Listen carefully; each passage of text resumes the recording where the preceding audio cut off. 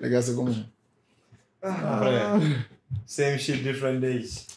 Ça va. Chez toi.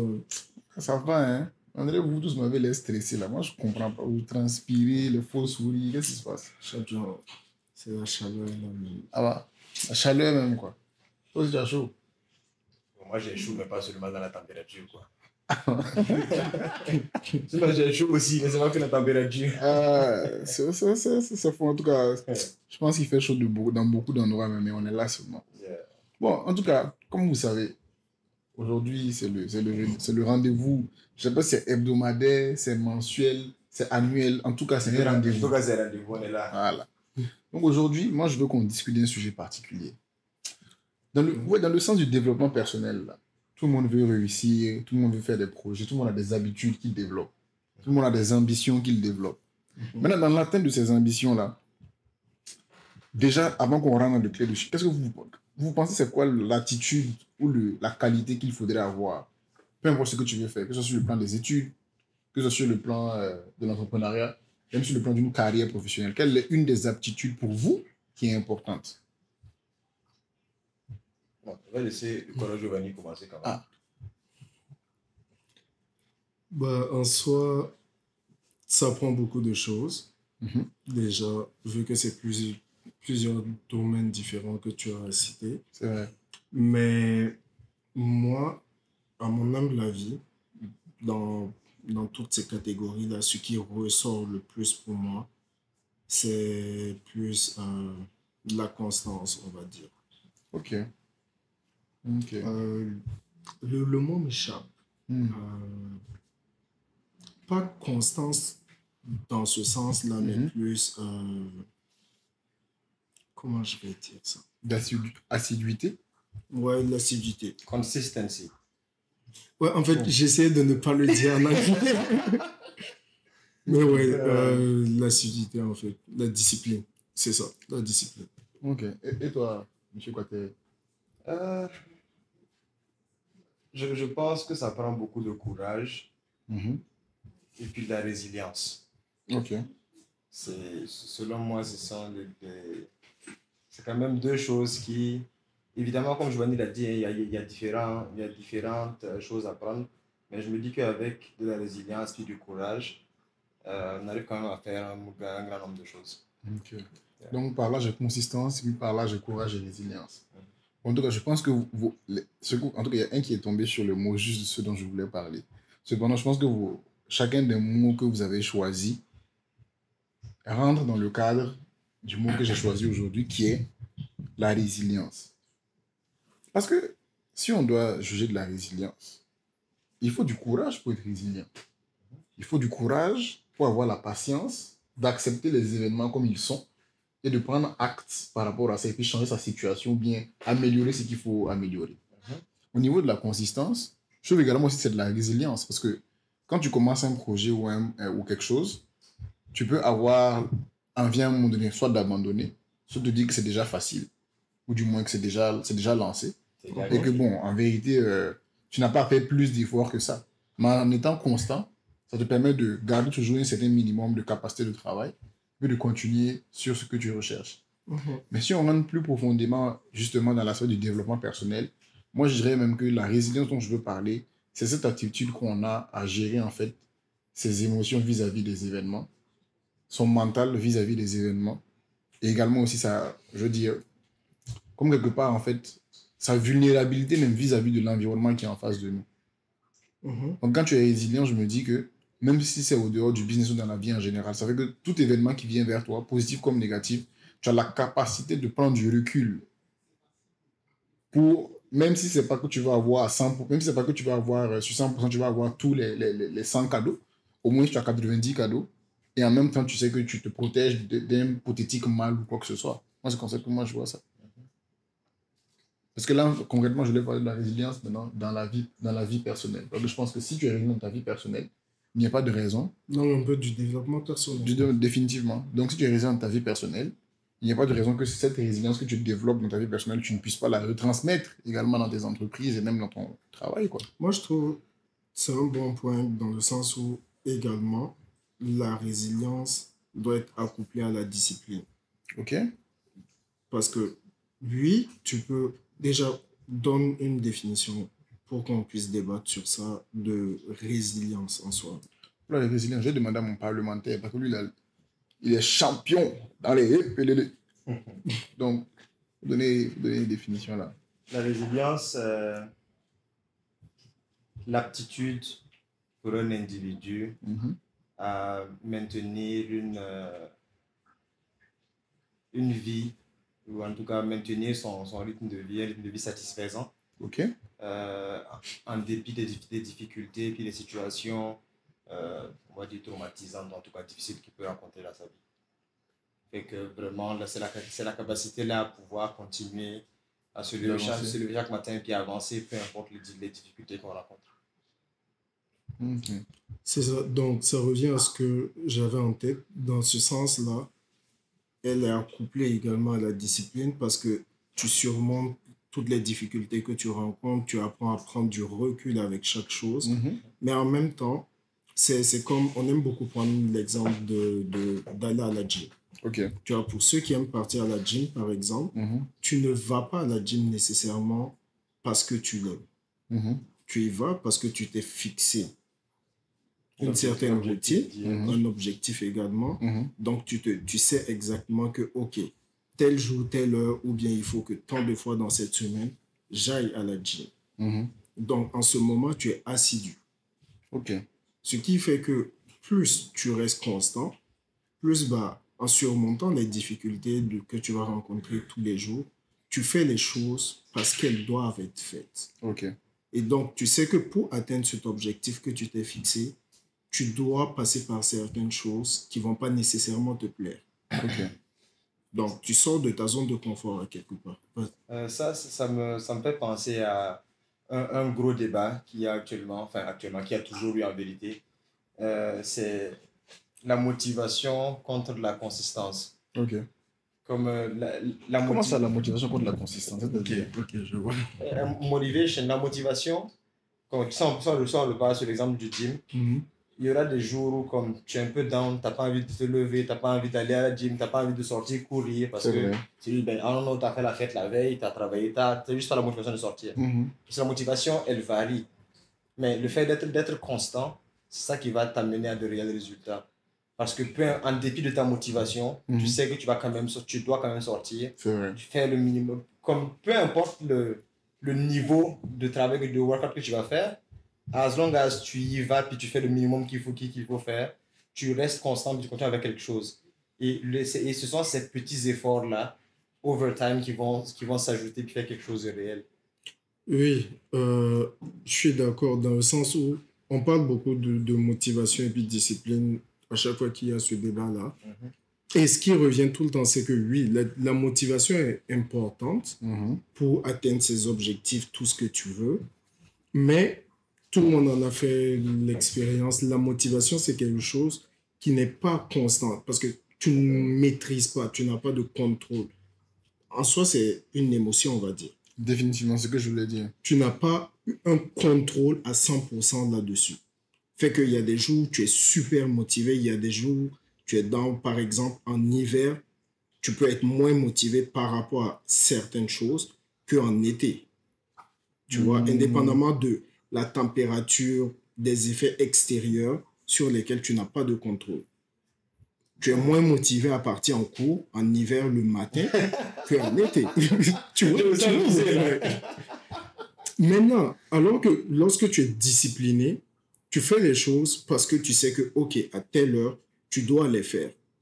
Là, on revient sur la discipline. Et pour revenir maintenant sur tout ce qui a trait au développement personnel, pour pouvoir atteindre ce point-là où tu sens que tu es bien dans ta peau, tu as atteint tes objectifs et tout, si on parle bien de ça lorsqu'on parle de développement personnel, parce que c'est un sujet aussi assez large. Très large. Ça revient aussi à demander de la résilience, comme tu l'as dit, mais cette discipline-là, parce qu'au moins, tu as un contrôle là-dessus. Tu sais que, OK, dès que ton alarme sonne, il y a telle tâche qui est attribuée. Il y a ce qu'on appelle également le time block. Le time blocking. Bon, ça, c'est une technique. Ouais, c'est une des nombreuses techniques en fonction de comment Et ce qui est important dans tout ce qui est développement personnel, les gens se parlent beaucoup, mais de moi, mon expérience, je dirais que le point culminant, le plus important, ce serait de se connaître. Parce que ce qui marche pour les autres, c'est pas ce qui va marcher nécessairement pour toi. Tu dois apprendre d'abord à te connaître, savoir comment toi-même te gérer, avant maintenant de pouvoir l'implémenter et ne pas juste écouter ce qu'on te dit, parce que chacun, sa réalité est vraiment différente. Définitivement. Mais sauf qu'en disant ça, on va te reprocher, on va te demander, mais comment j'apprends à me connaître au finish? Ouais, et ça, c'est un autre point aussi. Mais vous savez, il faudrait qu'on revienne sur 2 points. J'aime bien votre discussion, j'aime bien monter là. 2 choses qui m'ont retenu, c'est l'aspect déjà de la motivation émotionnelle. Ça, je pense que c'est quelque chose que les gens ne veulent pas accepter, mais c'est une vérité vraie. Parce que la motivation vient d'un esprit, je veux dire, j'allais dire un esprit. Un sentiment. J'allais dire d'un esprit comme si c'est un wak qui est en train d'arriver là. Mais non. Genre, la motivation. Ça vient de Yako, quoi. Bon, à toutes les personnes de Yako, je vous dis en même temps, ce n'est pas moi. Moi, je ne suis pas au courant de ça. Ah, ça c'est une parenthèse. Je vous aime beaucoup. Puis moi, je suis de Yako, hein, donc je me sens aucunement concerné. C'est mon frère, je vous aime. J'aurais pu même continuer, mais si j'ai dit ça va devenir, c'est devenu autre chose. Donc, je laisse ça comme ça. Cependant, donc je dis la motivation est émotionnelle. Parce que je pense que on a un regain d'émotion, on a un regain de motivation généralement lié à quelque chose. Quand je dis lié à quelque chose, ça peut être lié à un affect ou lié à un objectif qui peut être direct. Comme par exemple, oui, on dit quand tu vas avoir ton bac, on va te payer une voiture. Sur le moment, ce que représente la voiture pour toi c'est un pic d'émotion. Le fait de savoir que la voiture va t'amener le fait de ta liberté, de pouvoir bouger, de ne pas avoir le soleil qui te frappe, d'avoir ta climatisation. Je dis, c'est une émotion vive qui est représentée par ce qui peut te manquer sur le moment. Mais ce qui va te faire gagner, j'ai envie de dire, ce qui va faire que tu vas être résilient en tant que tel, tu as envie de dire la résilience sur le long terme, c'est pas en tant que tel cette émotion vive du début là. C'est au-delà de juste la voiture qui est un cadeau présent. Qu'est-ce qui fait que tout ça là, le fait même d'avoir le bac va être important pour toi? Donc moi je pense que quand on dit que c'est émotionnel là, c'est vrai parce que la motivation, ça des pics, ça vient comme ça repart. Même quand on dit nous tous on veut avoir des diplômes là, tu t'es levé quand tu es arrivé au Canada, oui je vais faire un diplôme d'ingénieur, oui je vais faire un diplôme quoi. Tu étais motivé. Si c'est la motivation là, tu as quitté le pays, tu as dit même toi tu es un ingénieur, tu as proclamé que tu es un ingénieur avant de quitter le pays. Quand tu es arrivé, tu as fait 1 année, 2 années, 3 ans. À la 3e année, là, c'est plus la motivation, la wallahi qui t'amène. Tu veux juste finir, tu veux avoir la paix. Et là, lorsque tu atteins même ta dernière session, c'est plus trop la note que tu vas avoir à ta dernière. Ça veut dire que là, mais ce qui t'a fait tenir jusqu'au là, c'est le fait de te dire que oui, c'est difficile, mais il faut que je finisse. Donc ça, je pense que c'est en ce moment maintenant que la résilience intervient. Parce que oui, tu as envie de faire du sport. Mais là, oui, tu as envie de voyager. Détermination. Bon, mais là, ce serait s'expandre. Mais dans le cas précisément, je pense que c'est la résilience également ici. Qui te... Parce que quand je dis détermination, oui, mais la résilience, c'est quoi? Tu as envie de sortir, tu ne sors pas. Ou bien tu veux sortir, tu fais attention à tes sorties. On va dire, par exemple, tu veux faire ton truc ingénieux. Tu sais que, par exemple, les gens sortent pour aller en boîte tous les samedis. Tu sais que pour toi, si tu vas aller en boîte les samedis, c'est de faire en sorte que dans la semaine, tu puisses aller à tes DGD. C'est de faire en sorte que quand tu sois à la maison, bah, quand les gens sont venus de faire DGD, travaux pratiques. Travaux pratiques, on va dire ça comme ça. Quand tu es à la maison, même le fait peut-être de sortir, tu décides de faire des compromis. Voilà. Pour moi-même, la résilience, là, c'est des compromis. Okay. En fin de compte, là, la résilience, là, c'est des compromis. Ouais, c'est un coup de renonciation. Si vous voulez, c'est un compromis à un moment donné que tu fais. Parce que tu peux soit abandonner, soit être dans une exception de dire que tu veux autre chose. Mais tu décides de faire le compromis, de dire, OK, là, peut-être je veux ça tout de suite. Mais si je ne l'ai pas maintenant, c'est pas grave. Parce qu'en vérité, quand je fais le calcul, l'avoir dans une année plus tard n'est pas mauvais parce que je vais apprendre cela dans les années. Quelque part. Mais tu as dit quelque chose tantôt qui m'a un peu touché. Quand tu as parlé de... L'exemple de la voiture. Oui, par exemple, ou même des études. Selon moi, c'est pas tant la détermination ou quoi que ce soit. Enfin, si ça va te permettre d'apprendre en compte. Mais je pense que c'est le sens de la mission qui te fait continuer. Parce que pour beaucoup de monde, on fait les choses parce qu'on s'est donné à nous-mêmes une mission ou parce qu'on voit qu'il y a des gens qui comptent sur nous, on va le faire pareil. Mais on est d'accord que cette mission te rend résilient. Oui, absolument, définitivement. Voilà. Définitivement. Mais justement, c'est justement ça. Le twist que je vais apporter, c'est que la résilience naît d'abord du sens de la mission, puis c'est en étant dans la mission qu'on développe la résilience. Et non la résilience qui t'amène à la mission.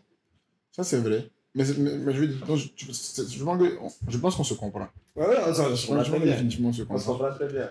Donc, moi, je pense en tout cas que c'est. Tu vois, je peux le dire, en fait, c'est l'aspect du compromis.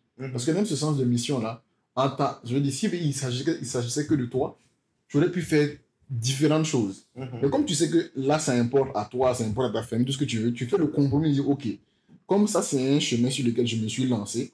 Si je veux que ça arrive à bien, je dois faire le compromis de réglementer certaines choses dans ma vie. Donc, ça fait que ça te fait accepter des choses que peut-être tu n'accepterais pas avant, mais à cause d'un but. Donc, en ce moment, tu développes de la résilience face à. Ça peut être l'école, dans ce cas de figure. Ça peut être même comme, par exemple, j'ai envie de dire, des épreuves de la vie, même en général. Par exemple, tu estimes que, OK, toi, peut-être à l'âge où tu es, je prenais un cas de figure banal, hein. Tous tes amis se lèvent, aller à Cancun. Tes amis se lèvent, aller à Santa Domingo, c'est pas tout ce que tu veux. Maintenant, si tu décides que non, toi, tu as un courroux, qu'il faut que tu vas à Santa Domingo aussi, mais tu sais que tu n'as pas les moyens, on est d'accord que tu vas te faire du mal.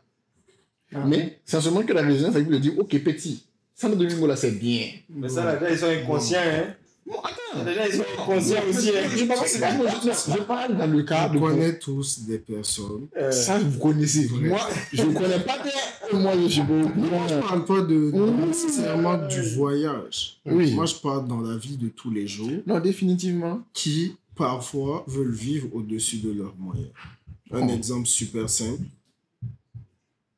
Des étudiants, par exemple, qui sont à l'extérieur, lorsqu'ils vont rentrer dans leur pays, notamment dans ce cas-là en Afrique, ils vont faire le PAYA, comme on le dit communément actuellement, mais ce sont des cartes de crédit qu'ils signent.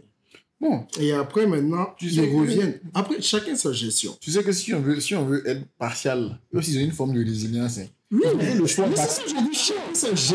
Ils ont fait le choix d'accepter la souffrance qu'ils vont revenir. C'est ça que je dis, chacun sa gestion, parce qu'ils savent que lorsqu'ils vont revenir, il y a certaines dispositions qu'ils ont prises ou qu'ils vont prendre, comme ils ont déjà sécurisé un boulot qui va leur permettre, par exemple, de pouvoir rembourser leur carte de crédit. Tu vois?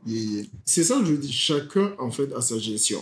Et ça me fait penser au fait que, oui, tout ce qui est résilience et tout, mais lorsque je pense beaucoup à l'importance que ça joue dans le développement personnel, parce que c'est aussi un sujet que tu as abordé en début. Je dis, bon, ça rentre dans on est dans l'onglet développement personnel, d'où la résilience.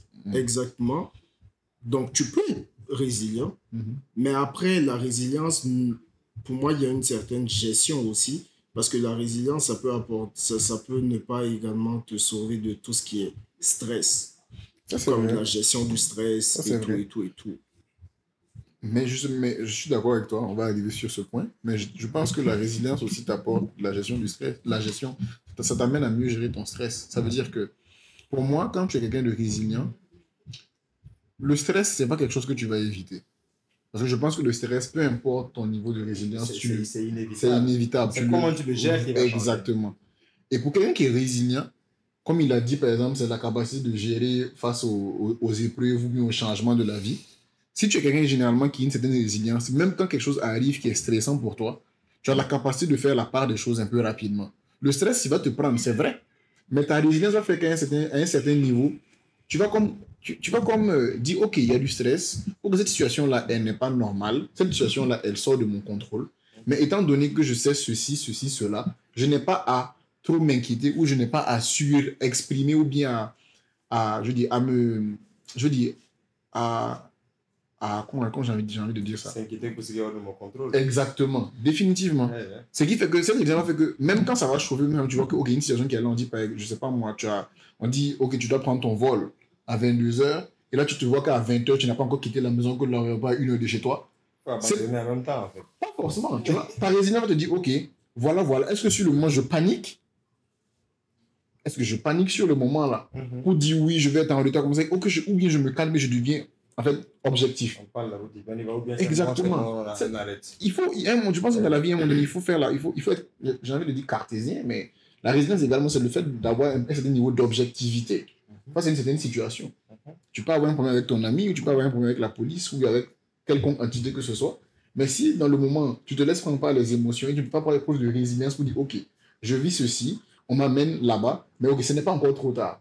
Je pense que la résilience, c'est comme ce tampon-là, face à certaines prises de décision, face à certains chocs émotionnels ou directs, pour avoir une certaine clarté et avoir une certaine tranquillité face aux épreuves, en fait. Ok, moi, pour pouvoir être sur la même longueur d'onde que vous, je veux être sûr d'une chose.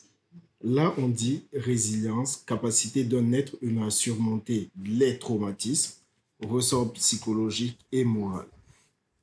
On peut prendre traumatisme comme difficulté, dans un certain sens. Parce que là, c'est la définition que je trouve sur les dictionnaires. Parce que à un moment, ça commence à prendre beaucoup de choses, beaucoup de variables. En fait, sans vouloir te couper, tantôt, c'est que je le comme définition, j'ai fait exprès de prendre celle-là. Parce que quand on parle de résilience, selon le registre dans lequel on s'en va, on n'a pas la même définition.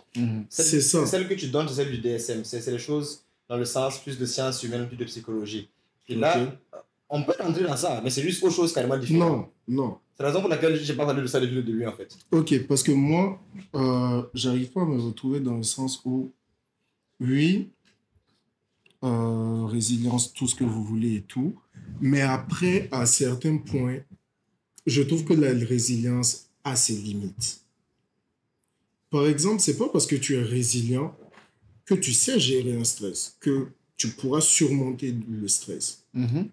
Le stress, il y a plein de variables qui rentrent en compte, mais ta résilience ne va pas nécessairement t'aider à surmonter certains stress. Là, ça prend aussi de la répartie. Il faut rationaliser chaque aspect des choses. Ça prend beaucoup de choses.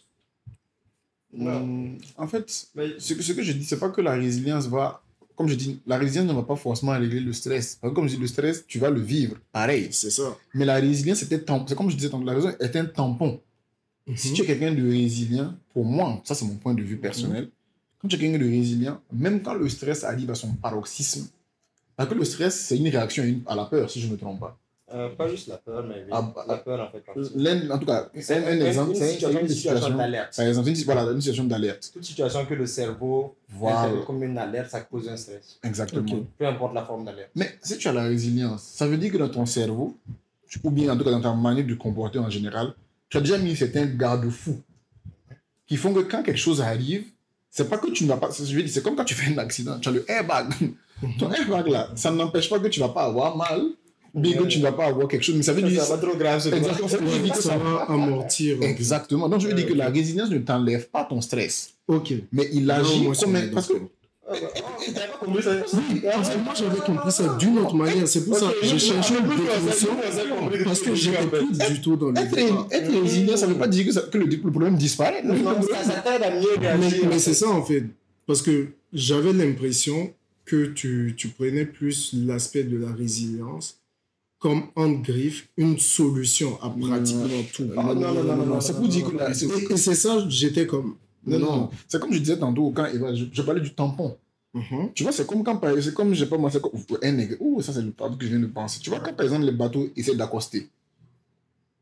Quand les bateaux veulent accoster, pas les gros bateaux, mais les petits bateaux généralement, au niveau du bas du bateau, là, il y a comme des bouées, souvent qu'on met.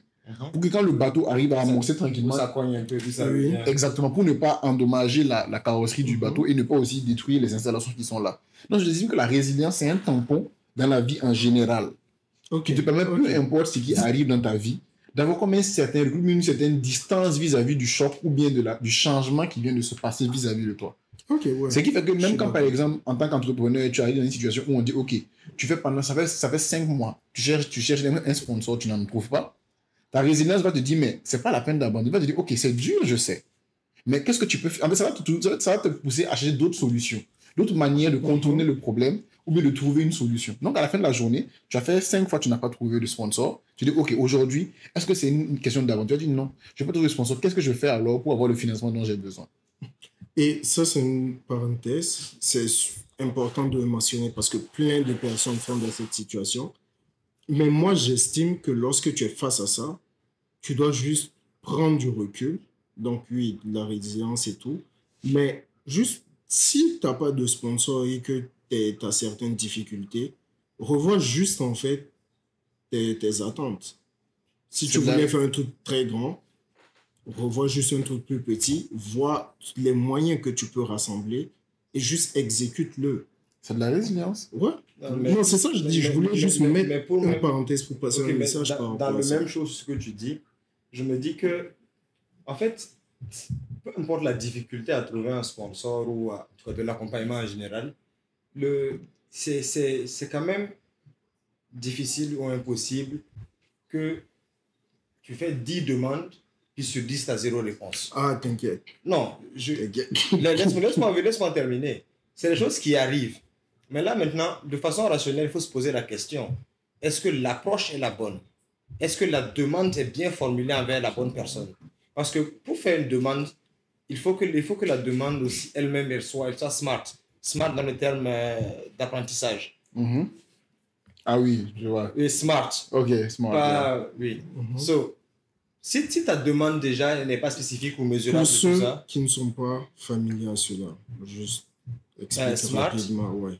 Spécifique, mesurable, atteignable, réalisable et puis limité dans le temps, temporel. Ouais. So, si ta demande n'est pas smart, on s'entend bien que si tu t'en vas vers la mauvaise personne, et que tu ne sais pas quoi demander, bro, il ne pourra pas t'aider. Et ça, c'est un problème dans le sens où c'est plus l'information. Tout le monde n'est pas coutumier, par exemple, à cela. Tout le monde n'est pas familier à cela. Et même ça, moi, je le sais. Je pense que vous le savez également. Tout dépend de l'écosystème dans lequel tu te développes, tu progresses. Parce que tu peux rassembler toutes les conditions, mais tu n'auras pas de réponse. Parce que soit déjà l'administration n'est pas organisée de manière à ce que même on puisse retrouver une semaine après ta demande, ça ne remonte pas notamment à qui de droit dans les temps, ou juste ils auront juste la flemme de te répondre pour te dire non. Non, mais en fait, là où je veux en venir justement, c'est que dans ce segment-là, il y a 2 parties. Il y a comment tu te prépares pour aller, il y a comment tu te prépares, puis à qui tu t'adresses pour ta demande, puis il y a comment le monde réagit à ta demande. Et moi, je veux faire... Et puis, moi, je me dis... Et c'est ça, tu ne peux pas contrôler comment les autres vont réagir. Et c'est ça que je dis, il ne faut pas se mettre de pression ou stresser par rapport à des choses que tu ne peux pas contrôler. Assure-toi de faire bien ce que tu contrôles. Fait à mon niveau, en tout cas, à notre niveau, ceux qui vont pour faire la demande, assure-toi que ta demande fasse du sens, qu'elle soit bien rédigée, qu'elle réponde à tous les critères nécessaires. Et ensuite, assure-toi de présenter la bonne version de la demande à la bonne personne. Parce qu'au final, si aujourd'hui, par exemple, je fais mon CV et puis je mets l'emphase, par exemple, sur l'expérience en tant que psychologue, et puis ensuite je vais la présenter à un banquier, il ne va rien en faire. Tu vois? Mais au contraire, si je fais un CV avec des éléments qui montrent des aptitudes dans le monde financier, que je vais vers le banquier, it would make sense. C'est ça que je veux dire. Donc, il ne suffit pas de rédiger ta demande et puis aller à tel service, je dépose, tel ministère, je dépose, tel commerçant, je dépose. Non. Il faut savoir aussi tailor ta demande à ton interlocuteur pour que ça lui parle. Sinon, tu déposes 10 000 documents, la même copie de CV partout. On va jamais te rappeler, frère. Ok, moi je vais prendre une expérience. En tout cas, concrète. Oui, ça c'est la tienne, mais on espère que les gens en tout cas auront compris. Oui, non, mais c'est pour montrer chaque aspect des choses, tu vois. D'un point de vue personnel. Pourquoi je prends ça comme exemple? Parce qu'il y a certaines personnes qui sont beaucoup dans ce cadre et qui ne savent pas quoi faire. Par exemple, moi, j'ai très bien identifié, du moins avec toute l'équipe, nous avons identifié les partenaires qui font du sens, les sponsors. Il y a même des petites tactiques, tu vois, au lieu de dire demande de sponsoring et tout, tu fais plutôt une proposition de partenariat. Parce que ça doit être quelque chose d'un peu plus précis, dans le sens où c'est une proposition de partenariat et non de sponsoring, parce que tu montres l'aspect que toi, tu peux apporter à la personne. Parce qu'il ne s'agit pas juste de partir demander quelque chose et dire, toi, tu fais quelque chose qui est bien pour les gens, tu vois. Donc, Toumdé, par exemple, on a montré l'importance de Toumdé, oui, mais également ce qu'on peut apporter aux différents partenaires et ce qu'eux, ils peuvent nous apporter. Et une fois maintenant cela abordé, il y a des discussions sur maintenant, ok, ça c'était la proposition. Maintenant, dans les faits, voilà ce que nous, on aurait besoin. Voilà ce qu'on peut vous apporter. Voilà ce que vous pouvez nous apporter. Cependant, tu as beau établir les choses parfaitement, à ton sens, l'équipe va effectuer ce qui doit être effectué.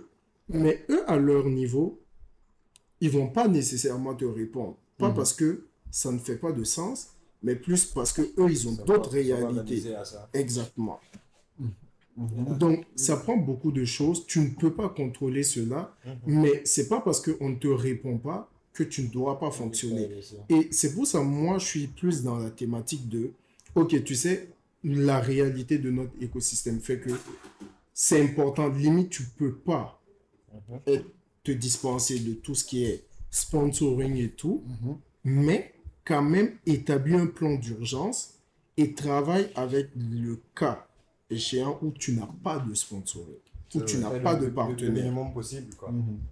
Vous, à votre niveau, toi, dans ta structure, comment tu pourrais implémenter quand même ce que tu veux implémenter avec le peu de ressources possibles. Et maintenant, espérer quand même continuer de travailler, organisez-vous en interne pour travailler à réussir à obtenir les ressources. Et là, maintenant, vous savez que, ok, vous vous rapprochez de votre but. Mais le problème, c'est que plein de personnes ne sont pas dans cette dynamique-là. Pour eux, ils ne peuvent pas le faire tant qu'ils ne reçoivent pas d'argent, tu vois.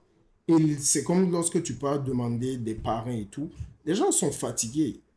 Limite, si tu lui demandes de venir pour porter un message ou pour accompagner, ils viendront. Mais tu lui dis le mot même parrain, marraine, yo, il est déjà fatigué parce qu'il reçoit 10 000 demandes comme ça dans le mois. Non, moi je pense que c'est. Je pense que je vois définitivement où je veux en venir. Je pense que tu es plus dans un cri de cœur et puis dans une optique de conseiller ceux qui commencent ou du moins qui ont l'intention d'engager des produits. Moi, d'engager des processus pour une entreprise. Parce qu'il y a plein qui sont dans cette difficulté. Voilà. Moi j'ai envie de dire clairement à ces gens-là. Pour moi, tu ne peux pas être un entrepreneur si tu n'as pas ce qu'on vient de discuter, la résilience. Parce qu'un entrepreneur, la résilience, que j'ai envie de dire, il faut qu'on contextualise même la chose. Ta résilience n'est pas juste vis-à-vis de l'extérieur. Ta résilience est même vis-à-vis de toi-même. Parce que vis-à-vis de l'extérieur, en bas, il n'y a pas de problème. C'est comme ce que tu disais. Il y a le regard que toi tu portes, il y a le regard que les gens portent sur ton travail, mais sur ton action. Mais le regard que les gens portent sur ton action, malheureusement, heureusement, elle est souvent très subjective, j'ai envie de dire, dans ce monde actuellement. Avant que la personne prenne le temps vraiment de lire ton dossier, souvent il y a beaucoup de petits trucs autour que toi, malheureusement, si ce n'est que l'affaire de ton papier là, mon cher, tu connais papier. Ne t'inquiète pas, tu connais le papier, tu connais comment étudier, tu sais comment tu as révisé, tu as bossé, tu as fait des nuits blanches. Ça, c'est ta réalité. Et je pense que c'est ça qui devrait être justement ta résilience. Au vu du travail que tu as fourni, au vu de l'effort que tu veux, au vu effectivement de l'ambition que tu as, ton devoir de résilience envers toi-même, c'est de savoir que ça va finir par arriver. C'est de finir que si tu te mets les moyens, tu vas finir par avoir ce que tu veux. Et donc, pour ce que tu as commencé, ta résilience commence dès aujourd'hui, à prendre ton mal à passer et à continuer à t'améliorer au quotidien. Vis-à-vis maintenant de ce qui est en face de toi, il faut que tu comprennes, comme on dit, les goûts et les couleurs ne se discutent pas. Ça veut dire que toi, tu peux faire ton truc qui est bien, mais ceux qui sont en face de toi, eux aussi, ils ont leurs problèmes ou du moins, ils ont leur manière de fonctionner. Donc, c'est ça. Donc, toi, ton calcul, c'est que si, effectivement, tu connais sur des partenaires qui devaient t'aider et qui ne le font pas, ou bien pour certaines raisons, tu vois, tout le monde a ses problèmes, toi, ça ne marche pas. Ton travail, comme tu disais tantôt, c'est de commencer à réfléchir, ok, on a toujours été dans l'optique de partir vers des partenaires parce qu'on nous a dit que c'est la voie qui marche. C'est la voie que tout le monde voit parce que c'est la voie qui est, en guillemets, la plus facile. Tu ne te dépenses pas forcément à 100% financièrement. Tu as un atout ou bien tu as un accompagnement médiatique. Déjà, c'est un mythe. Bon, en tout cas, tu comprends ce que je veux dire. Ouais. Voilà, tu as un accompagnement médiatique, tu as un accompagnement sur le plan de la formation et tout ce qui s'en vient de tout ce qu'on raconte dessus. Mais toi, ton travail, en vérité, c'est que si tu l'as eu, Dieu merci. Mais si tu ne l'as pas eu, qu'est-ce qu'on fait? Non, c'est dit, ok, ce que tu fais aujourd'hui, serait plus facile pour toi d'avancer avec des partenaires. Je suis d'accord. Mais ta religion, ça mène à se te dire aussi, si je n'ai pas de partenaire, si par exemple il s'agit d'argent, je prends un cas de figure, on dit par exemple, un exemple banal, Toumdé. Toumdé, aujourd'hui, on dit hypothétiquement, si on dit qu'on n'a pas de partenaire, tout ce que tu veux, notre capacité, c'est que nous, on sait qu'on a des capacités en ressources humaines. On a des capacités humaines qui peuvent nous permettre de faire des choses. Si on arrive à agencer ces capacités humaines-là et à créer quelque chose qui peut nous rapporter de l'argent, cette activité-là même peut être la première source de motivation ou la première source justement de lancement de Toumdé dans ses activités. Parce que directement, on n'a pas eu besoin d'attendre quelqu'un, mais on a créé des voies et moyens pour nous permettre d'avoir en tout cas un certain niveau de fond de roulement, j'ai envie de dire, pour nous permettre d'actionner. Donc, quoi qu'on dise à la fin de la journée, si on prend des partenaires, les partenaires aujourd'hui ont besoin de gages, Il faut qu'il y ait un retour quand même. Voilà, mais c'est ça. Voilà, Tu vois, lorsque je dis par exemple c'est un mythe, c'est parce que c'est même pas une histoire de cri de cœur et tout. C'est selon certaines réalités que je vois. Parce que par exemple, certaines personnes m'écrivent, me demandaient vers qui je peux me diriger. Moi, je peux te donner les contacts. Je peux te dire où aller en fonction de ton projet, ce qui fait le plus de sens, qui sera le plus réceptif. Mais à la fin, ni toi ni moi n'avons de contrôle sur les réponses. Tu peux avoir une personne en interne et c'est ce qu'on disait, ouais, parfois, tu sais, essaye d'avoir une personne en interne qui va pousser ton dossier, oui, mais la décision finale ne lui revient pas. Bien sûr, bien sûr. Il peut pousser pour que ton dossier arrive sur la table du décideur. Mais même si tu connais le décideur, c'est pas lui seul qui prend la décision. Ça dépend de plein de choses dans l'entreprise. Parce que c'est pas son argent, c'est l'argent de l'entreprise. Donc, est-ce que au moment où tu le veux, est-ce que c'est propice? Par exemple, si tu viens en fin d'année, là où les fonds sont épuisés et tout, bah, il peut pas faire grand-chose si durant l'année, ça a déjà été écoulé. Maintenant, là où je dis c'est un mythe, c'est parce que les gens se disent beaucoup que bah, lorsqu'ils auront l'argent, en fait, ça sera un succès. Et non, il faut comprendre dans un premier temps que tous ceux qui sont partenaires, sponsors, tout ce que tu veux, c'est pas au projet en lui-même ils investissent. C'est plus au porteur de projet ou à l'équipe, à l'énergie que vous dégagez, à comment on peut vous faire confiance. On sait que même si actuellement c'est chaud, la détermination, la résilience dont vous faites preuve face à certaines difficultés font que on peut vous accompagner. Parce que j'ai pas envie de juste te donner de l'argent et puis tu penses que tout est beau, c'est les bisounours. Non. Parce que tu seras confronté à certaines réalités, à d'autres difficultés, même si tu as tous les fonds le jour même de ton activité, du lancement de ton entreprise, de l'ouverture de ton restaurant, peu importe. Tu as d'autres réalités, d'autres difficultés. Tu vois. Donc, est-ce que toi, actuellement, là où tu es en état d'esprit de pouvoir faire face à toute difficulté si on te donne tous les outils? Et justement, pour faire ça, excuse-moi, pour faire du pouce sur ce que Giovanni dit, quelque chose que j'ai souvent dit que j'ai souvent dit dans l'ordre de Toumdé, c'est l'argent ne résout pas toujours le problème que tu as. Et très souvent, les gens courent pour aller vers les financements, pour lancer des projets ou faire des choses. Puis très souvent, quand tu lis le plan d'affaires ou en tout cas whatever le projet, ou même juste à la discussion, tu vois qu'il y a beaucoup d'aspects techniques sur lesquels ils ne sont pas encore prêts. Et seulement ça même, c'est un motif de disqualification pour avoir du financement. Parce que si on sent que ton projet n'est pas mûr ou que tu ne le maîtrises pas encore assez, on va pas te donner d'argent. Parce que même si on t'en donne, tu ne sauras pas quoi en faire en vérité. Tu vas le perdre. Et tu vois, le point qui fait... je pense que je te passe la différence. Vous commencez à quitter un peu le cadran du thème. Voilà pourquoi je dis... Je donne encore un mot. Non, c'est bon. Moi, c'est bon. De toute vous façon, avez- là, j'ai perdu mon idée, ça c'est parce que là, je vous écoute depuis un bon bout de temps. Maintenant, on est en train d'aborder nos thèmes. Là, on n'est plus dans la résilience. On est dans un thème maintenant Non, de mais c'est ça. l'accompagnement. Pour moi, on est Voilà. toujours dans la résilience. Et je m'explique. Parce que dans ce que Evra a dit, la résilience, ça va être quoi à ce moment? Lorsque tu présentes ton projet, si on voit que ton projet n'est pas très solide, mais que tu as été capable, dans un paragraphe, d'identifier, de par exemple dire, voilà les possibles difficultés auxquelles je vais faire face, et voilà les solutions possibles que je pense qui peuvent régler la situation, qui peuvent me permettre de surmonter ces difficultés, tu fais preuve de résilience déjà. On voit déjà une certaine volonté et on sait que, ok, si on te donne les outils nécessaires, tu peux aller parce que la résilience, c'est très personnel, mais après, j'estime en tout cas que ça demande certaines choses autour pour pouvoir être Pour dans cet trouver état ça. d'esprit-là.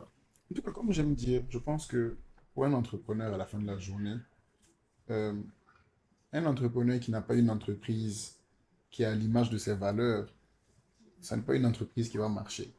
Donc, si définitivement, en tant qu'entrepreneur, vous arrivez à développer vous-même pour vous-même la résilience, il va de soi qu'on puisse le développer également pour l'entreprise. Je pense que toute entreprise connaît ses forces et ses faiblesses. Et il est important lorsque tu décides de rentrer dans l'entrepreneuriat, de demander ton service à quelqu'un ou de te présenter comme quoi, moi j'ai ça, j'ai ça. La personne aussi a besoin de savoir, quand moi je m'engage avec monsieur, voilà ce que monsieur peut faire. Voici quelles sont les limites de monsieur et comment monsieur pourrait pallier à cela si on lui donnait hypothétiquement la chance de collaborer avec nous. Donc, je pense que tout ça, effectivement, c'est définitivement de la résilience, mais je pense que c'est dans ce cadre, justement, j'ai envie de dire, de yin et de yang, de pouvoir transmettre, justement, ces capacités humaines qu'on arrive à transmettre à son équipe déjà, en soi-même et à ses activités, qu'on arrive également à faire passer également à l'entreprise.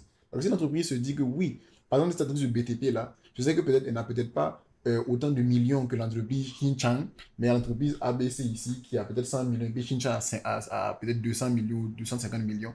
On sait que cette entreprise de ABC qui a les 100 millions là, elle est en capacité de faire le travail dans la même capacité de temps avec moins de personnes parce que justement, elle a le cœur à l'ouvrage. Elle va toujours trouver des moyens, autant sur le plan financier de réduire ses coûts, que sur le plan du travail d'avoir des employés qui sont qualitatifs. Et là, on a une question maintenant de gestion des opérations.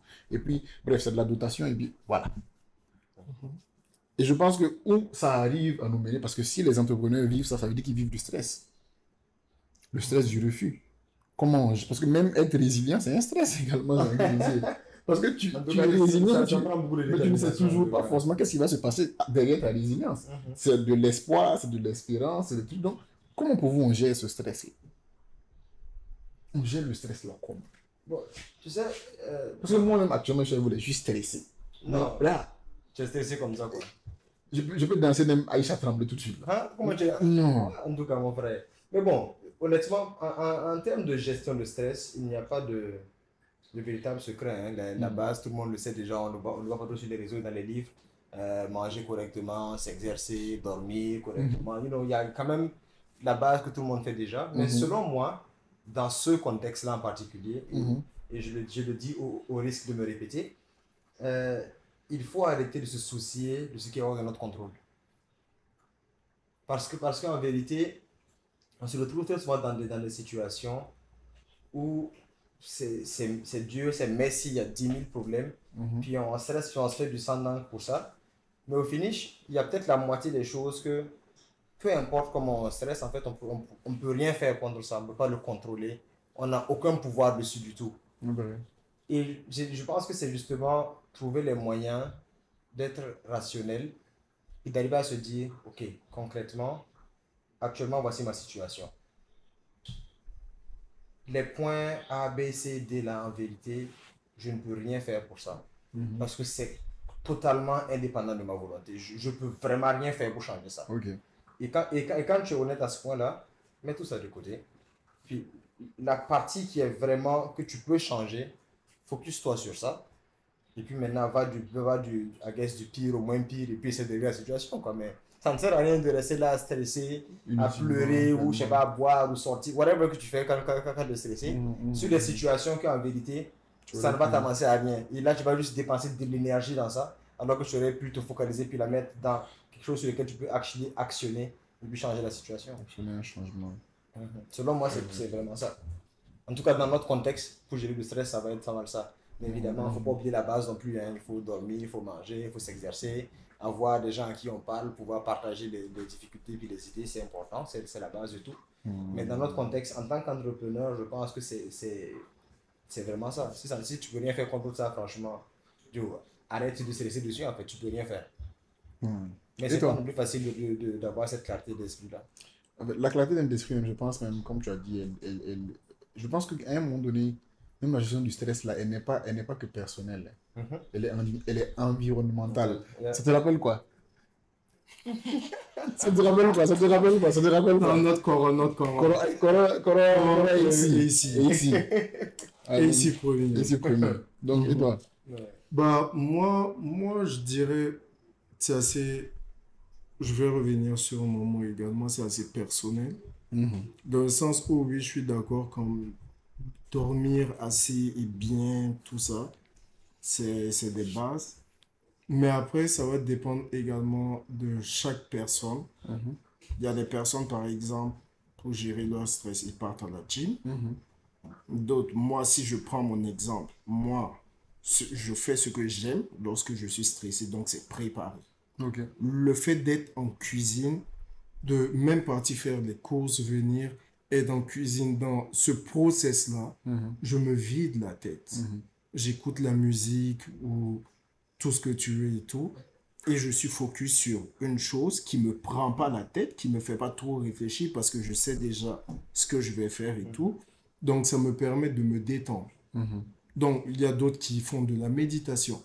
Ça dépend énormément de chacun. C'est pour ça que c'est important de se connaître. Après, se connaître, c'est carrément une autre discussion. Mais ça, c'est un peu de l'introspection. Il faut tout essayer seulement. Exact. Maintenant, après, au-delà de tout ça, il y a une chose aussi qu'il est important de noter, lui.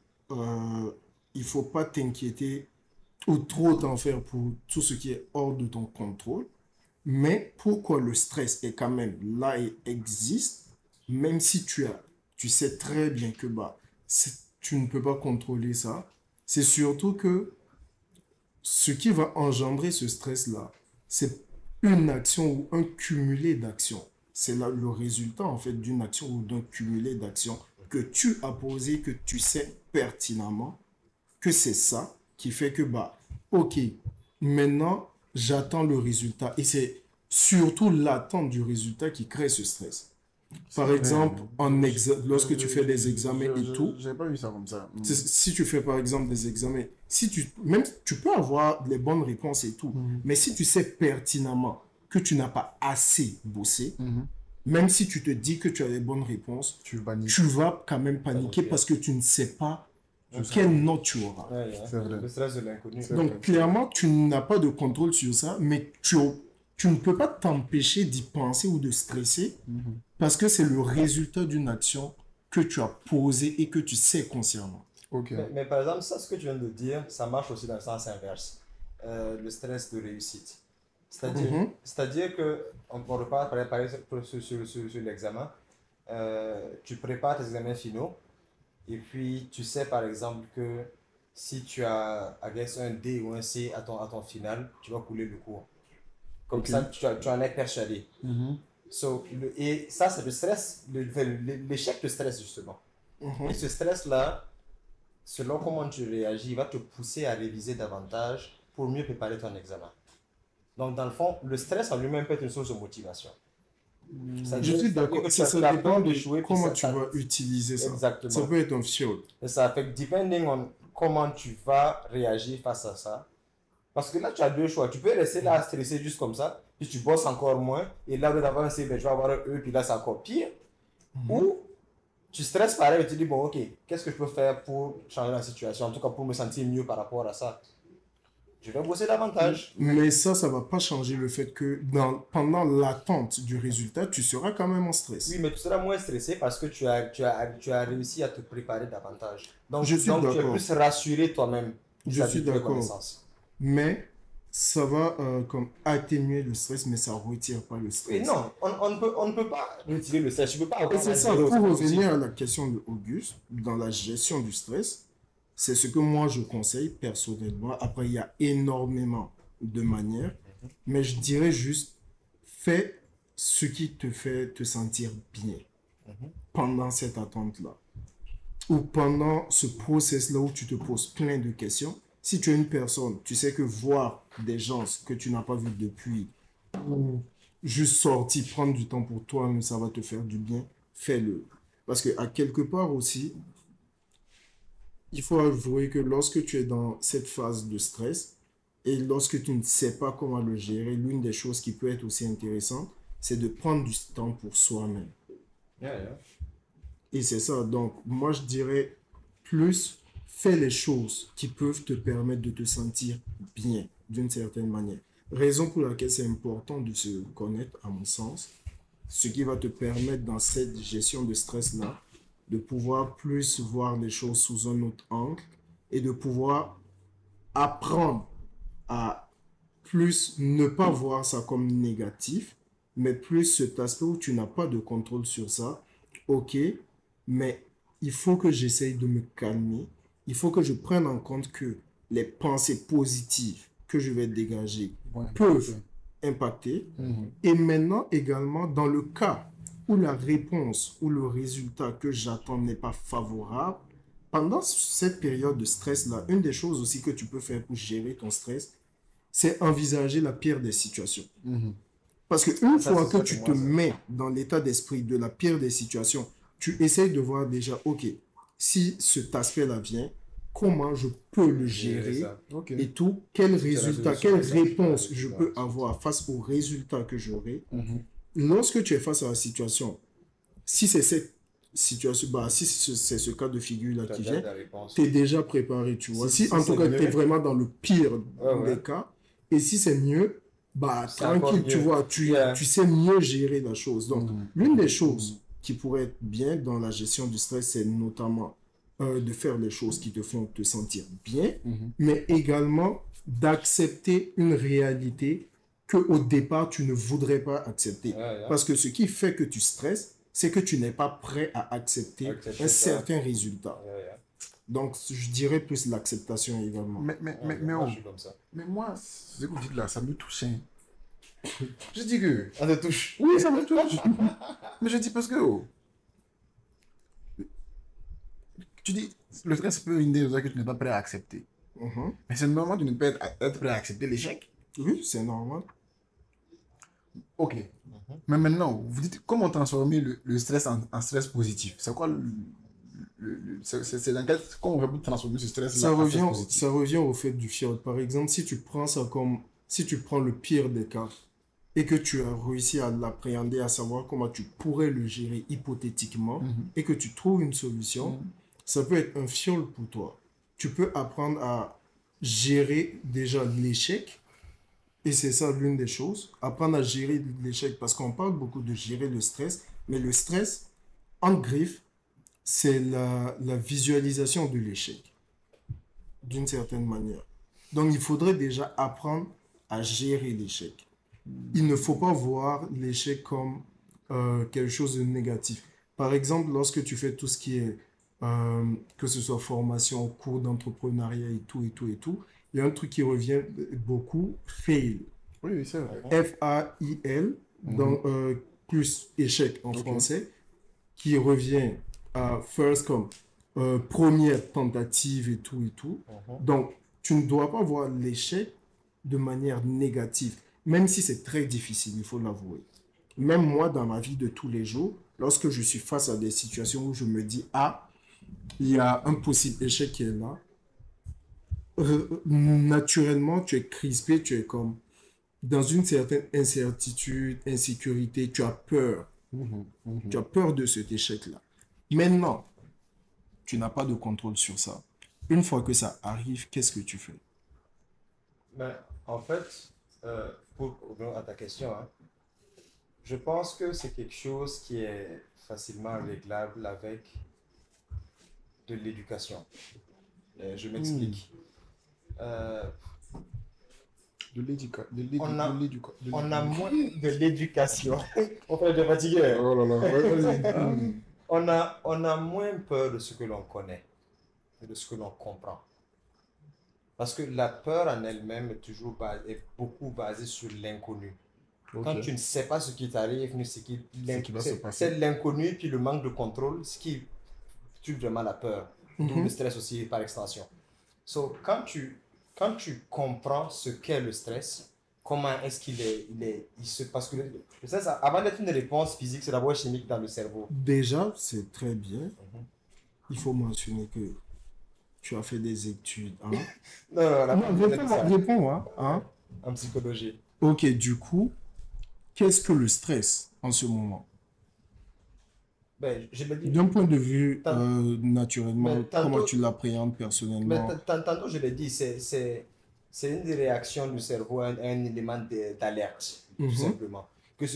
L'alerte sous toutes ses formes, que ce soit feu, la peur, un examen, tout ce que le cerveau peut interpréter comme une alerte, ça va causer du stress. Et là, ça fait que le cerveau crée une hormone qu'on appelle la cortisol. Puis il y en a deux autres, mais la cortisol, c'est le plus important. C'est l'adrénaline et tout ça.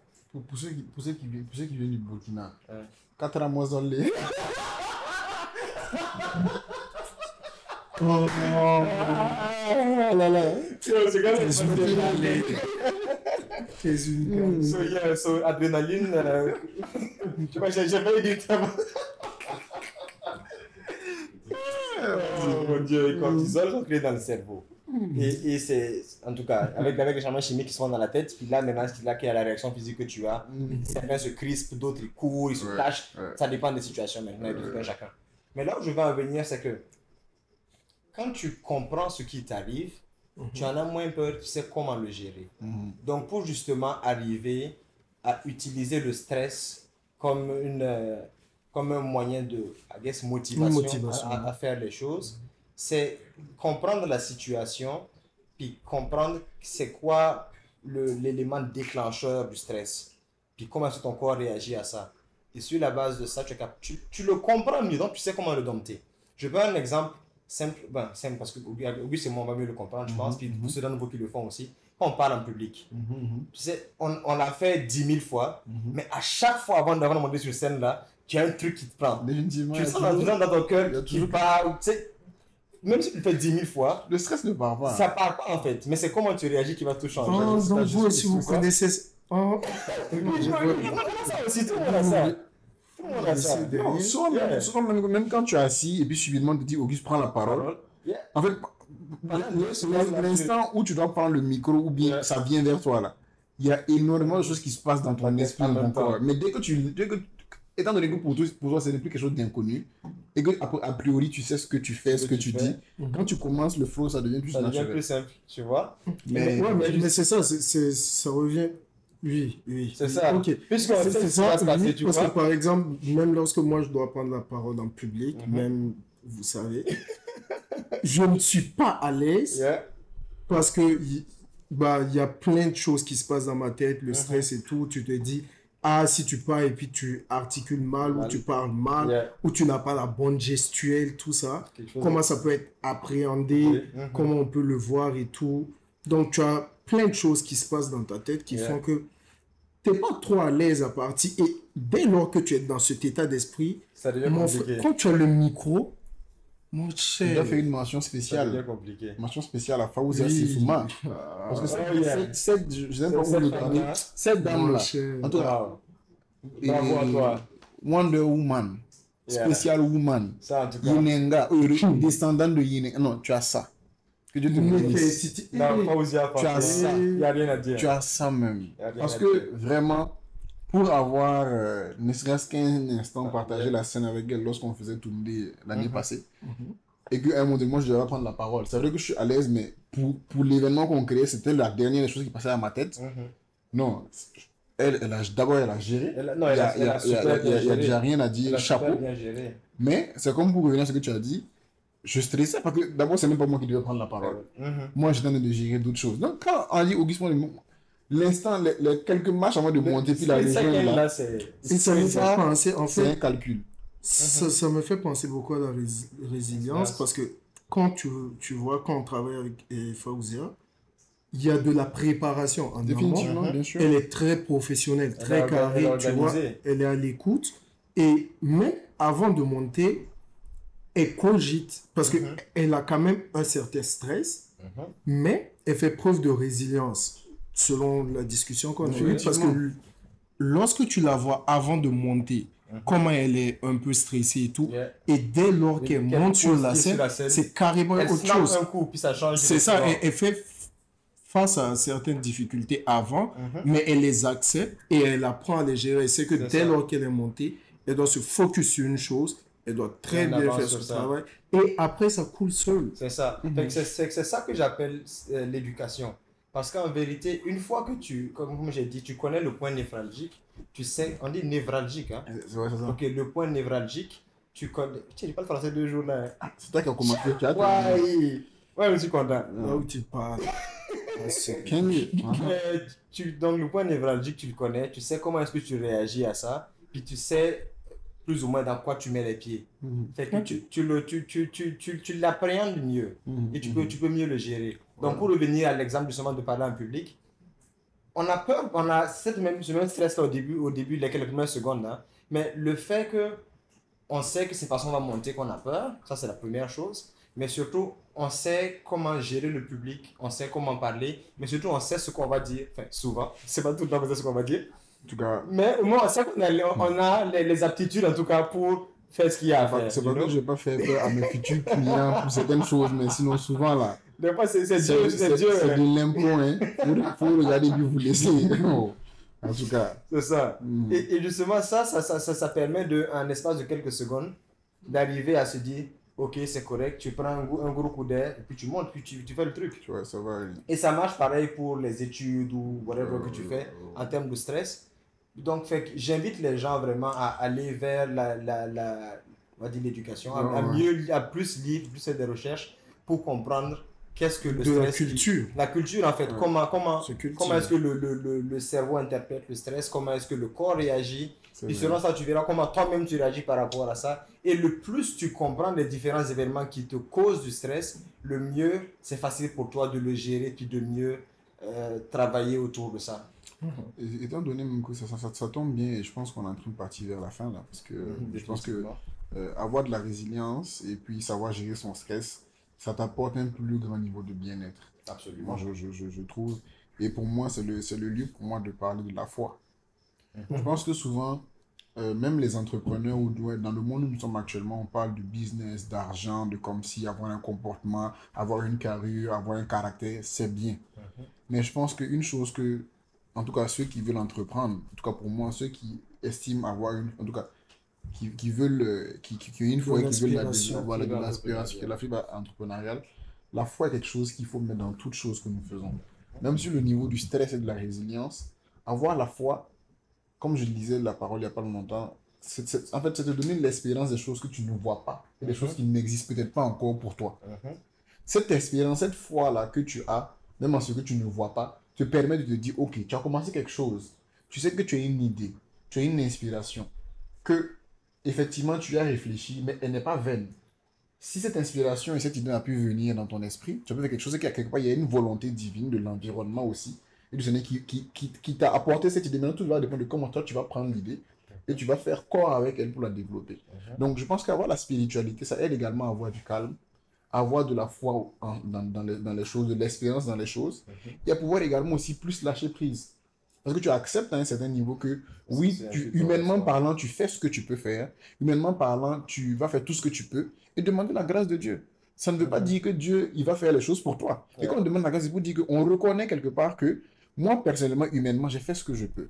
Je fais ce que je peux faire. Je développe ce que je peux développer. Et bon, pour la partie que moi, je peux avoir les yeux fermés ou ne pas être ouvert, la grâce tout-puissante ou bien Dieu qui est là, qui est omniprésent, qui est présent pour tout le monde, nous aide à la développer.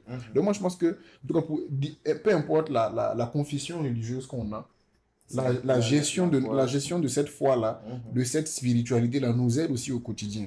On peut dire que ce n'est pas forcément palpable, je veux dire, c'est pas comme si Dieu a pris les contrats de 5 millions, l'avait déposé dans ta main. Ouais. Mais tu vas comprendre que ça te dispose. Ça veut dire aide que dans ton attitude. même par rapport même à une situation où tu parles dans un bureau, tu sais pas comment ta disposition peut t'aider à décanter une quelconque situation. Parce que même toi, même humainement parlant, tu vas arriver le cœur léger.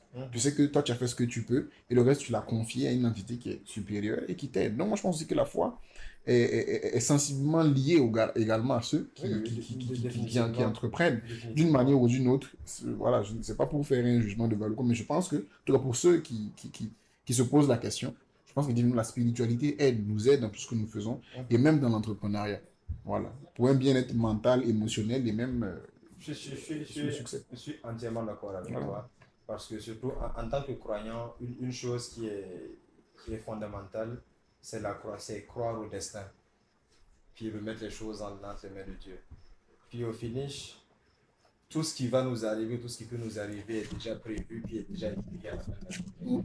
So, le plus tu crois, puis le plus tu pratiques, le plus c'est facile pour toi d'accepter certaines situations qui t'arrivent. Certaines situations qui t'arrivent. Donc, it makes it easier quand quelque chose se passe mal, la guerre, si on peut dire ça comme ça, de comment tu réagis à ça. Si dès le préalable, tu t'es organisé pour ça, tu as prié, tu as demandé, mais c'est juste pas venu pour toi, c'est juste pas venu, c'est juste que c'était pas pour toi. En tout cas, pas à ce moment-là précis de ta vie. Et au finish, ça aide. Personnellement, ça m'a beaucoup aidé en tout cas à pouvoir accepter certaines situations ou à prendre certaines décisions même en vérité. Quand tu fais des consultations, ça te permet de savoir au moins vers ce quel pied danser. Et franchement, kudos to you, quoi. Comme c'était vraiment la chose avec qui tu fallait parler. Moi, ça me fait beaucoup penser à une phrase d'un artiste. Il s'appelle Dossé. Je pense que la plupart vont le connaître. Il a dit dans une de ses chansons, croire en soi, c'est déjà une religion. Tu vois, donc c'est beaucoup tout ce qui est spiritualité. Déjà, croire en toi-même, en fait. Quand on parle de spiritualité, c'est pas... Qui est différent de la foi, en parenthèse.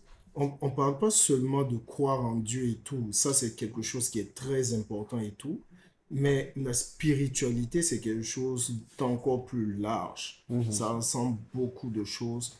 Comme il y a tout ce qui est loi d'attraction, croire en soi et tout, et tout, et tout. Donc, c'est beaucoup la résilience, une fois de plus. Savoir appréhender les choses et te dire que même si les choses ne se passent pas, comme dans l'exemple que tu as donné tantôt, Evrad, même si les choses ne se passent pas comme tu le veux, comme tu l'aurais souhaité, bah, crois en toi en fait. Ça n'a pas marché cette fois-ci, mais si tu sais que pertinemment, toi, tu es sur la bonne voie, tu sais que ce que tu veux faire, tu as fait le tour, tu as pesé tout ce qui est avantages, inconvénients, pour et contre, et que tu sais que, ok, après cette balance-là, ça fait du sens, ça n'a pas marché cette fois-ci, mais comme on aime le dire, Rome, c'est pas fait en une nuit. Donc, juste crois en toi, continue de travailler, améliore-toi, développe tes skills, tes compétences, développe tes capacités, et juste keep going. Ça encore, c'est la résilience. Non, je pense que définitivement, ce sont des points qui font du sens que vous avez abordés. Parce que je pense même que c'est un sujet d'actualité. Parce que cette question de résilience, avec tout ce que nous voyons sur les réseaux sociaux, cette course à la réussite, cette course je suis mon propre patron, blablabla, je suis CEO. Tous les CEO d'Instagram, quoi. Déjà, c'est un débat de si on va faire ça. Non, c'est juste vous dire que justement, c'est souvent du stress inutile que beaucoup de gens se portent. Voilà. Souvent, tu es bien en entreprise, mais tu veux te forcer à dire que toi... Faut continuer. Voilà, à dire que toi, tu peux aller faire truc. Je ne sais pas vous dire que tout le monde n'est pas amené à entreprendre. Je ne dis pas dans le c'est l'entrepreneuriat, c'est tout le monde voit s'il peut le faire, il fait. Je pense que souvent, il faut avoir aussi ce discernement de ne pas se sentir stressé ou bien affecté par l'environnement qui nous entoure. Parce que tout le monde a sa voie. Tout le monde a son chemin. Tout le monde a son temps. À chacun d'avoir la résilience qu'il faut au bon moment et d'avoir l'ouverture qu'il faut aussi lorsque les opportunités se présentent. Le reste, maintenant, pour question de s'agir de stress et tout, comme on dit, c'est un travail personnel. Il qu'on finit jamais de faire. Le stress ne disparaîtra jamais parce qu'on a tout le temps des peurs, on a tout le temps des inquiétudes, on a des trucs qui sont là, mais tout dépend de comment on la gère, de comment on la réexploite. Voilà, selon les événements et selon la disposition qu'on a. Donc, en tout cas, moi, c'est ça qui serait là pour mon mot de fin. Et voilà, hein. Tout ce que j'ai envie de dire, vivez. Voilà, vivez. Permettez-vous de vivre. Permettez-vous, Pas pour les caméras. définitivement, permettez-vous de vivre, permettez-vous de faire des erreurs. Parce qu'on parle toujours de l'échec et tout là, mais les erreurs, ça forge votre résilience. Les erreurs, Ça apprend beaucoup. ça forge également le stress. Parce que tu finis par savoir ce que tu es capable, le fait que tu n'es pas capable. Donc, ça réduit même ton stress. Parce que tu sais qu'en telle situation, peut-être que tu ne peux pas faire 100%, mais si c'est 50%, tu peux va compléter pour toi. Donc, je pense que permettez-vous de faire des erreurs, permettez-vous de vivre, d'avoir des activités qui vous permettent d'être, je veux dire, épanoui dans son ensemble. Et en fait, la résilience, j'ai envie de dire pour la fin, vraiment, résilience, bien-être et puis stress là. Ce que je peux dire à la fin de la journée, c'est que, sincèrement, ce n'est peut-être pas simple. Nous avons tous les capacités, lorsque nous le voulons sincèrement, d'être résilients et de gérer le stress face aux situations. Donnons-nous les capacités de pouvoir nous transformer, devenir surtout les meilleures versions de nous-mêmes. Donc la meilleure version de nous-mêmes, ça nous sert dans nos vies personnelles, dans nos vies familiales et même dans l'entreprise. Parce que comme j'aime dire, une entreprise est très souvent le reflet des valeurs. Les valeurs d'une entreprise est très souvent le reflet des valeurs de ses premiers dirigeants ou du même des gens qui y travaillent. Donc, c'est ça pour moi en tout cas. Je sais pas pour vous. Non, moi je ne pourrais rien dire de plus. Tu as fait une belle conclusion, puis tu as dit tout ce qu'il y avait à dire. Pour moi, c'est parfait. Moi, ce que je pourrais dire, on a parlé de résilience, tout ça, mais le mot qui me vient, que j'ai beaucoup retenu dans l'échange, dans la discussion et qui est très simple et terre à terre pour que chacun comprenne, pour moi, ce serait l'acceptation. C'est L'acceptation. l'acceptation. Oui. Savoir accepter que certaines choses sont hors de ton contrôle. Savoir accepter que l'échec fait partie intégrante de ton développement, de ta progression à chaque chose. Savoir accepter de l'aide également. On n'en a pas parlé. Mais je pense que oui, quand tu es stressé, peu importe où, il faut savoir également accepter l'aide d'autrui. C'est pour ça on disait également passer du temps avec les gens si c'est quelque chose que tu aimes. Et apprendre à se connaître. Définitivement. Donc accepter même ses erreurs, ses défauts C'est beaucoup de stoïcisme. et tout. Ouais, d'une certaine manière. Donc ce serait un peu ça. Et vivez pour vous. Vivez comme ce que Auguste a dit, pas pour les caméras, vivez pour vous-même. Cherchez ce qui va vous faire du bien à vous, avant toute chose. Parce que c'est très compliqué de pouvoir aider autrui ou de pouvoir être utile à son entourage lorsque soi-même on n'est pas bien. Lorsque soi-même on a certaines difficultés que l'on refoule, que l'on renie. Donc ça ne te permet pas d'être assez efficient dans ta vie de tous les jours et même d'être réaliste par rapport à certaines réalités, à certaines causes à effet, tout ce que tu veux. Donc, ce serait beaucoup ça, de l'acceptation, de la résilience. Ah, nice. That's beautiful. Thank you. Bon, là maintenant c'est le bêtisier. Le bêtisier, les gars, je suis trop content aujourd'hui là. Parce que j'ai parlé français tout le long. J'ai pas fait de mots bizarres. Tu as placé 2, 3 Mais c'est des petits mots. mots en anglais, oui. Moi, j'ai même dit névralgique. Ça, c'est le mot que je vais On entendre. n'a pas encore... En tout cas, Tu Kenneth, rigoles un peu. il y a une citation de Charles Blé Goudé qui dit, Charles Blé Goudé, il dit que quelqu'un qui a avalé une noix de coco,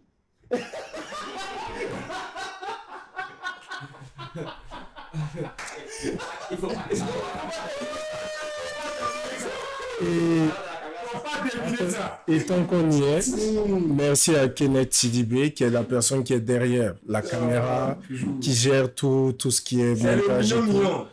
Il fait des soirées super à Ottawa, allez-y. Et puis alors, il a des locks chauds comme on dirait Pop Smoke. bon, ok, je vais être calme cette fois-ci. On dit que ce que tu sais que ça peut t'avaler là. Faut pas laisser ça t'avaler. Voilà. Merci beaucoup. À la prochaine. Merci. Hein. Tournez ta vision et ta boussole. On revient bientôt dans les bacs.